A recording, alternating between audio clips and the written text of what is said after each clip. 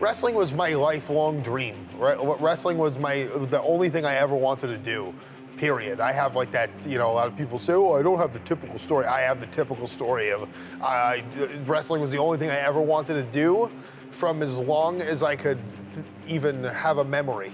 Take a look at this and then understand you're taking a look at professional wrestling. What makes me the Dirty Daddy? Probably a lot of the reasons why there's people that probably don't like me. I'm straightforward, I'm honest, I tell it like it is. I'm not afraid to speak my mind. I do what I want, how I want. I do things my way, and there's repercussions to that. But, doing things your way comes with a price sometimes. But I'm not willing to sacrifice my pride and my integrity. People think maybe I'm just a little bit too dangerous. Maybe my mouth is just gonna get me into trouble. But you wanna know what?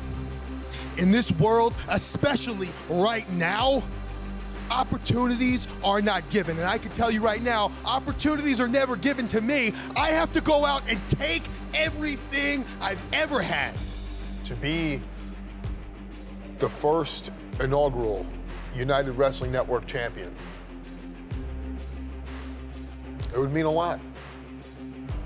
This has been a lifesaver, honestly, this company.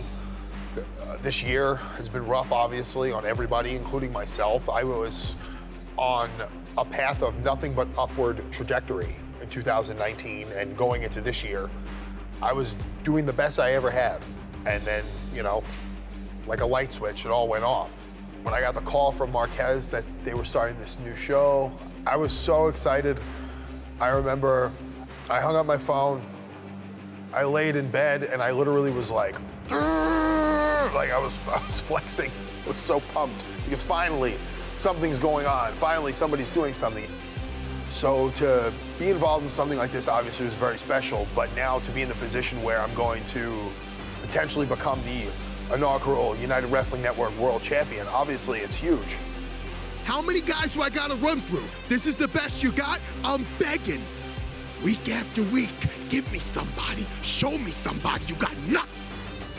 Obviously I had a serious size advantage against Peter, but that didn't stop him from using every tactic in the book he could, pull out of his ass to try and mess me up. He smashed my leg with a chair. He got on top of me when I couldn't get back up. I had to fight him basically with one leg. So he's a smart competitor. He could get the job done, but can't get it done against me. All these weeks, I've run through every opponent that the United Wrestling Network has put in front of me, and I begged, I pleaded, please, give me the best competition. Now you got Carl Fredericks, Mike Bennett, Davey Boy Smith Jr., Red Beard. It doesn't make a difference. Understand this, gentlemen. You're stepping into my house. I've worked my ass off to get into this position.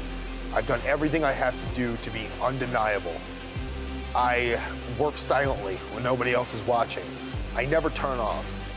This whole thing, this pandemic thing happened. A lot of guys, a lot of people in general, were gonna go one way or gonna go the other. I just kept going. I just kept going.